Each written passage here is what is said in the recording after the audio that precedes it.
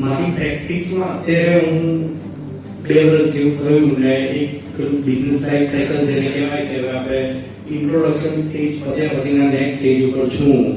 અને ઘણા બધા સોલ્યુશન્સ મને ઇન્ટરનલી તો મળતા રહે છે કે ભાઈ કોઈ આવે તો ના પાડતા શીખવાની આ બી ક્વેશ્ચન છે મારો પણ ના પાડતા શીખવામાં પ્રોબ્લેમ એ છે કે ક્લાયન્ટ જતો રહે છે ઘણી વાર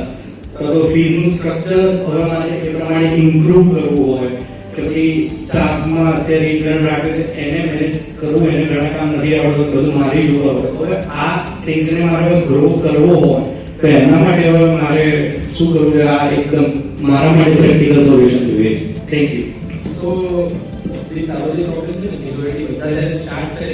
ત્યારે એ બધાનો પ્રોબ્લેમ છે મારે સેમ 5 years પહેલા આપણે સેલેરી કોઈ ના આપી શકતા એટલે આપણે કોસ્ટ કન્સિડર કરવાની સો વન્સ યુ ગ્રો ત્યારે જોવાનું કે અત્યારે કયું કામ એવું છે જે અનપ્રોડક્ટિવ છે જે હું 5-15 હજાર પગારથી કોઈને હાયર કરીને આપી શકું એ જ ટાઈમ હું બીજી જગ્યાએ આપું તો મને 15-20 લાખ 2 કરોડનો ધંધો વધારે મળી શકે first you should start step by step એક સાથે 100 ની ટીમ એને એક ટીમ મને લાવ એને ટ્રેન કર